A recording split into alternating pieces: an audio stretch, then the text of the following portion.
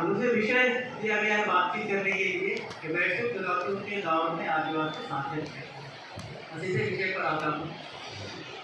हम आदिवासी साहित्य को कैसे समझें, आदिवासी साहित्य को हम कैसे पढ़ें, इसके संबंध में मैं अपनी बातें करूँगा। और इसी के संदर्भ में जो भी वैश्विक चुनौतियों का प्रश्न आता है, उस सब चीज़ों को मैं नोटिस करता हुआ रखूँगा सामने। मैं दो हिस्सों में अपनी बात करूँगा।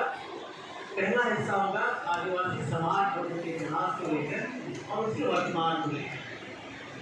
हम आदिवासी समाज को कितना जानते हैं, हम आदिवासी संस्कृति, उनके जीवन को, उनके दर्शन को कितना जानते हैं, इस विषय पर हमें अपनी समझ रखनी चाहिए। और इसी समझ के साथ हमें साहित्य में प्रवेश करना चाहिए।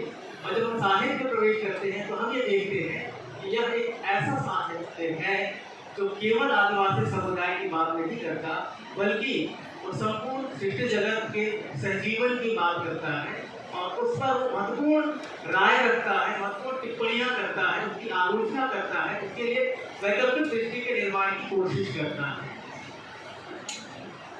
सवाल ये आता है कि आज जो दुनिया इतनी तेजी से आगे बढ़ी है, तकनीकों से लैस दुनिया है, हम इतने समृद्ध हो चुके हैं तकनीकों के मामले में, तो वैसे दौर में आदिवासी साहित्य या आदिवासी समाज अपनी तरफ से क्या भूमिका निभा रहा है या क्या ध्येय है उनका, ये एक महत्वपूर्ण सवाल है।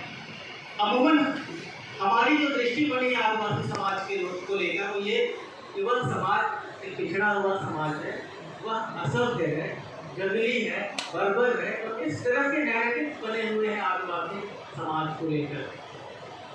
और यह आज का नैरेटिव नहीं है, बल्कि लंबे समय से चली आ रही ऐतिहासिक शोषण और उत्पीड़न की प्रक्रियाओं का ये नैरेटिव है।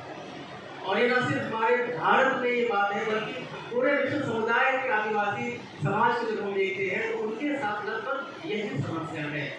तो मैं अपनी बात ये कहने की कोशिश करूँगा कि आज की जो वैश्विक दुनिया है, जिसे हम सभ्यता के उत्तम मानकों के साथ मापते आंकते हैं, उसके समकक्ष, उसके समक्ष, उसके बरक्स आदिवासी समाज और उसका साहित्य किस विचार के साथ खड़ा है, उसके बीच के संबंध, सहसंबंध, अंतर्विरोध क्या है, इन चीज़ों पर हमें विचार करना चाहिए।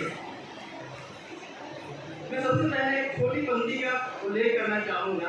कविता की छोटी पंक्ति है और यह कविता है मालतो भाषा के एक कवि का।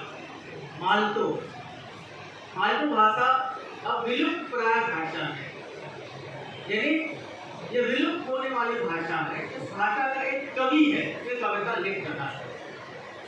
मैं पहले कविता की 2-4 पंक्तियाँ पढ़ूंगा, फिर उसके बाद इस कवि के इतिहास से आपको परिचित कराऊंगा। फिर हम देखें कि उसका इतिहास कैसे विश्व दृष्टि रखता है और उस विश्व दृष्टि की अभिव्यक्ति साहित्य